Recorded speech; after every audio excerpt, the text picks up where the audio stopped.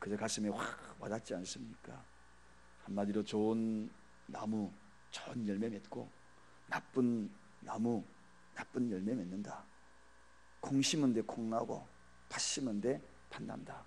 진실된 믿음 심은 곳에 진실된 열매가 맺히는 것이고, 거짓의 열매를 씨앗을 심은 곳에 그 나무에 거기에는 가식의 열매가 맺힐 수밖에 없다 하는 것입니다. 오늘 아침에는 좋은 나무 나쁜 나무 이 두 나무에 대해서 말씀을 좀 드리고자 합니다. 오늘 주님께서는 바로 이 말씀을 하면서 우리의 삶은 우리의 신앙 상태가 어떠한 것인가에 따른 그 결과의 무게에 따라서 좋은 나무 나쁜 나무 이것을 알 수가 있다. 즉 삶과 굉장한 밀접한 그런 관계가 있음을 일러주고 있습니다. 좋은 나무 나쁜 나무 한마디로 여기에 일러주는 이 내용은 바로 삶과 밀접한 관계가 있는 것을 오늘 본문을 통하여 몇 가지 사항을 한번 점검해 보고자 합니다. 그래서 나는 과연 좋은 나무인가? 나는 과연 나쁜 나무인가? 아마도 오늘 이 말씀을 들으면 분명히 판가름이 날 겁니다. 나는 그동안에 나쁜 나무였다. 나는 그동안에 좀 좋은 나무였네. 이렇게 평가를 스스로 내릴 수 있을 것입니다. 그러면 먼저 우리가 어떻게 이 좋은 나무 나쁜 나무를 알 수가 있는가? 그것은 첫 번째는 일상의 생활을 통하여서 알 수 있다는 것입니다. 일상생활. 여러분 신앙적인 신실함, 기도 열심히 하고 금식하고 또 성경의 지식을 많이 가지고 있는 것이 신앙의 신실함과는 상관이 없습니다. 이 이야기는 무슨 이야기일까요? 그가 얼마나 사회 윤리적으로 그리고 신실하게 살아왔는가에 바른 삶을 살기 위하여서 애쓰고 노력을 했는가, 그 모습이 오늘 일상생활에서 좋은 나무인지 나쁜 나무인지를 알 수 있는 그러한 대목이기도 하다는 것입니다. 그럼 이 이야기는 무슨 이야기입니까? 주님이 일러주신 말씀이거든요. 너희는 세상의 빛이니 너희는 세상의 소금이니. 이 이야기는 무슨 이야기인가요? 삶입니다. 일상생활입니다. 일상생활에서 나는 과연 빛인가? 나는 과연 소금인가? 이기에 대해서 우리가 나는 좋은 나무인지 나쁜 나무인지 알 수 있다는 것입니다.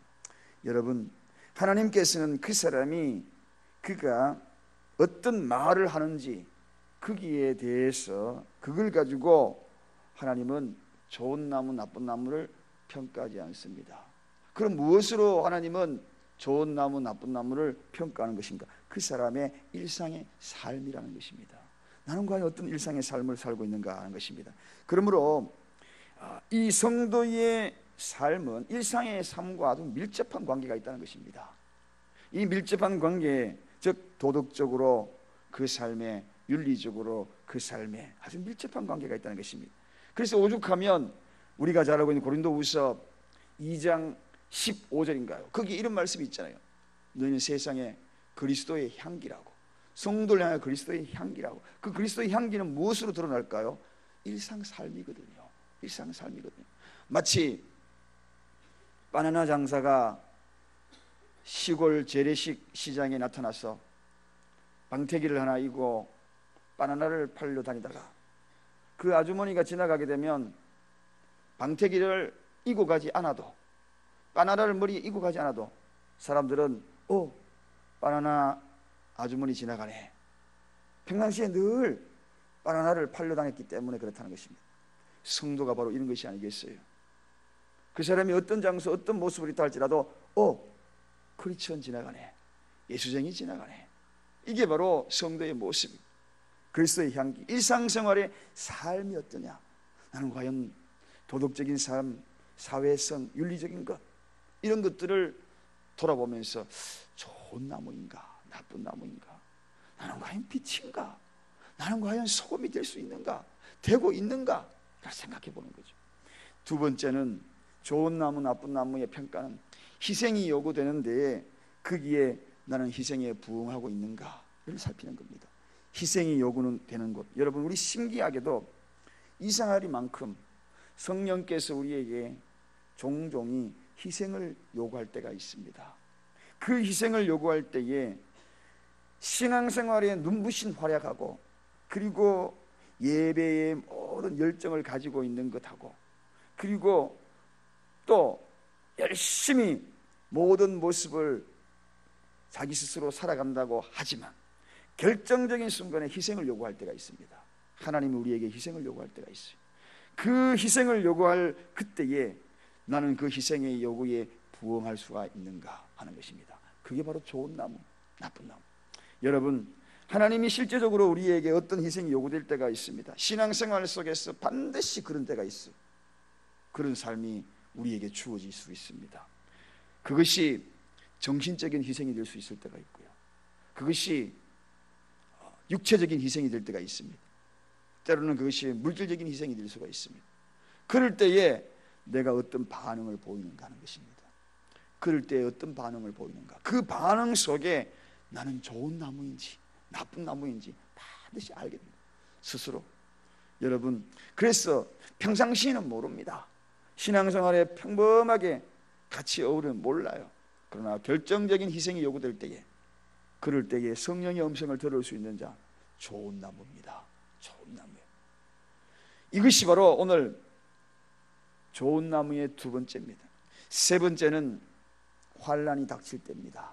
환난이 닥칠 때, 환난과 고난, 고난과 환난, 피할 수 없는 우리 인간사 아닙니까? 그 가운데에 그 일들을 어떻게 잘 처리하느냐에 따라서 좋은 나무가 될 수 있고 나쁜 나무가 될 수 있다. 여러분, 행여나 지금 여러분이 어려운 위기를 당하고 있습니까? 그것이 환난입니까? 고난입니까? 아니면 신화적인 핍박인가요? 그럴 때에 좋은 나무인지 나쁜 나무인지를 알 수가 있다는 것입니다. 환경이 그 사람을 좌지우지하지 않는다는 것입니다. 환경이 그 사람의 믿음을 돌이킬 수가 없다는 겁니다. 좋은 나무는 그런 환경이 와도 극단적으로 생각하지 않습니다. 비바람이 와도 그 믿음의 색깔이 변하지 않는 겁니다. 여러분, 단풍나무는 아름답지만 사실은 그 단풍나무는 계속 변하잖아요. 햇빛이 비치면 변하고, 비바람이 오니까 어떻게 됩니까? 금방 떨어져 버리죠. 겨울 내내 앙상한 가지만 남지 않습니까? 그런데 소나무 와 보세요. 색깔이 변화가 없어요. 그럼에도 불구하고 비바람이 와도 그대로 있습니다. 뿐만 아니라 눈이 오면 그 위에 쌓여도 그냥 있는 거죠. 버티는 거죠. 이게 뭡니까? 신앙의 색깔이 변하지 않는 것입니다. 여러분, 환난이 와도 내가 주님을 부인하지 않고 내 신앙의 색깔이 변하지 않는가? 활력수인가? 아니면 떨어져 버리는 낙엽인가? 나는 그래서 길거리에 뒹굴고 있는가? 어려움 닥치면 배회하는가? 아니면은 꿋꿋이 변하지 않는 발걸음으로 주님 전에 나와 아버지를 부르고 있는가? 그래도 당신은 나의 아버지입니다. 당신은 그래도 나의 주인입니다. 나는 당신을 포기할 수 없습니다. 왜? 당신은 나의 생명이기 때문에. 어제 제가 월요일 날 정말 몇 달 만에 저희 친척 우리 누님 댁에 찾아갔어요. 야, 정말 너무 많은 신앙에 정말 단련이 되어가는 모습 너무너무 감사해요. 너무 감사해요. 매일 부부가 저녁에 예배 없는 날 저녁에 두 사람이 앉아서 예배를 드리고, 그러니까 아침에 다퉜다가도 예배 드리면 다 풀어진대요. 저녁에 어떤 데는 화가 나가지고 오늘 예배 안 드려야지 입술 깨물고 있다가 성경책을 쏙 들고 테이블 위에 딱 앉으면은 눈치 보다가 할 수 없이 둘이 앉아 있다가 결국은 또 화해하고. 그런데 또 다른 가정 한 사람을 어제 또 만났습니다. 그 가정은 친척 조카 가정이에요.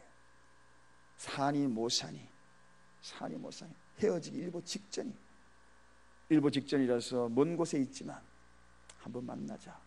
그래서 이야기 들어주고, 그리고 이 가정을 좀 살려야 되겠다. 그래서 만나서 제가 한 이야기가 다른 것 아닙니다. 계획 아무리 잘 세워도 중요한 것은 두 사람의 사랑을 회복해라. 그 사랑을 회복하는 방법이 무엇인가? 예배다. 하나님을 바라봐. 하나님. 그래서 가정 큐티를 시작을 해요. 부부가 말씀 나누다 보면 반드시 회복이 됩니다. 지금 부부 그것 때문에 문제예요. 그래서 이제 따로따로 떨어져 살고 있는데 보따리 챙겨가지고 그 집으로 찾아가는 그 뒷모습을 보면서 얼마나 감사한지 모르고 이제 아마 모든 것이 다 회복이 되었을 거예요. 너무 감사했어요. 눈물이 핑 돌더라고. 여러분, 환난이 닥쳐도 어떤 어려움이 있어도 가정의 환경이 나에게 어떤 위기를 닥쳐온다 할지라도 그 가정의 가장 큰 위기는 경제적인 문제이거든. 경제적인 문제로 가족이 부부가 부딪히기 시작했거든. 그러나 경제적인 문제가 우선이 아니에요. 신앙이 우선인 것입니다. 그의 나라와 그의 의가 우선인 거예요. 그걸 회복해라. 그걸 회복해라. 사랑하는 여러분, 어떤 어려움을 닥치고 있습니까? 우리가 이런 환경과 상황이 닥칠 때마다 나는 좋은 나무가 되기 위해서, 좋은 열매 맺히기 위해서는 좋은 나무가 되는 게 우선이거든요. 좋은 나무가 안 되면서 그 가정에 좋은 열매를 기대한다는 것만큼 어리석은 것이 어디에 있겠습니까? 그래서 먼저 좋은 나무가 되라. 좋은 나무가 되라. 깊이 뿌리를 내리고 경제적인 시련이 와도 흔들리지 말고, 믿음 흔들리지 말고, 그렇게 좋은 믿음 다 까먹고 그렇게 좋은 그러한 배경 어디에서부터 까먹게 됐는지 근원을 한번 찾아보라고 그랬어요. 그러니까 믿음 생활이더라고. 스스로 자복하더라고. 어느 날 갑자기 주님께 멀어졌던 것. 여러분, 그렇습니다.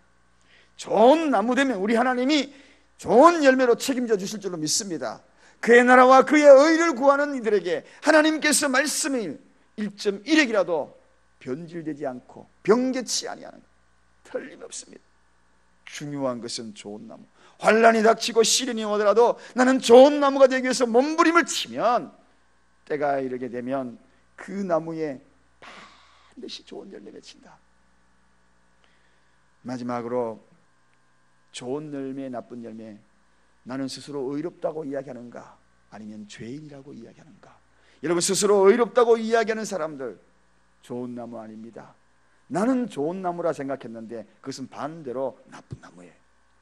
여러분, 성전의 길을 기도하기 위해서 올라갔던 바리새인과 또 한 사람 세리의 이야기는 잘 알고 있습니다. 세리와 바리새인이 기도하러 올라갔는데 예수님이 비유하잖아요. 의인으로 한 사람은 올라갔습니다. 누굽니까? 바리새인입니다.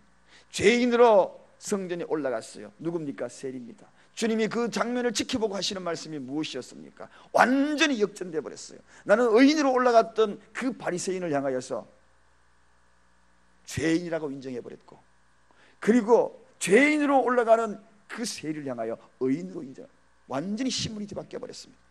여러분, 그렇습니다. 오늘 우리는 이 자리에 올라옴으로 말미암아 우리는 모두 죄인이에요. 주님 앞에서는 죄인이 누구를 정죄하고 누구를 비판하겠습니까? 오늘 이 다 앞에서 주님이 누가복음 6장에서 쭉 읽어주는 내용이 그겁니다. 우리는 모두가 죄인. 주님 앞에 나오면 그저 죄인. 죄인이 죄인을 바라보면 동질감을 느끼잖아요. 같이 아파하잖아요. 환자가 환자를 바라보면 같이 아파하듯 죄인이 모인 집단이 바로 교회예요. 그래서 같이 아파하는 겁니다. 같이 긍휼을 구하는 것입니다. 공동체 회개가 있는 것입니다. 저 사람이 회개해야 돼, 회개 아니라 공동체 회개가 있는 교회가 아름다운 교회입니다. 이 나라가 저 사람이 잘못됐다 비판하는 나라가 아니라 공동체 회개가 있는 나라가 될 때 이 나라가 살아나는 것입니다. 수문 앞 광장에 이스라엘 백성들이 다 모여서 공동체 회개를 했을 때 하나님이 그 나라의 기도를 들어주었고 그 나라를 회복시켜 주었고 바벨론을 하나님께서 거기에서 해방시켜 주셨고, 사랑하는 여러분, 우리는 언젠가 심판대 위에 다 판가름 날 것입니다. 무엇으로? 앞에서 이야기했던 이 네 가지로 어떻게 심판대의 백보자 앞에 좋은 나무인지 나쁜 나무인지 오늘 우리는 판가름 나기 전에 좋은 나무가 돼. 저와 여러분이 오늘 이 새벽을 깨워서 이제는 주님 앞에 부복하십시다. 하나님, 나는 그동안에 나쁜 나무였습니까? 좋은 나무였습니까? 그를 질문을 드릴 때 성령께서 콕콕 찔러줄 겁니다. 요거 찔러줄 때 그때마다 나쁜 나무 아프지만 오늘 아침에 성령의 톱으로 잘라내 놔두면 다 상합니다. 이것저것 다 해서 다 밖에 있는 큰 은행나무, 옛날에 죽은 가지도 있었고 우리 사랑하는 장로님이 힘들게 두 분이서 다 올라가 잘랐어요. 자르고 나니까 새싹이 싹 너무 이쁘더라고요. 기도합시다. 좋은 나무 되기 위해서 기도하십시다. 하나님 아버지 감사합니다.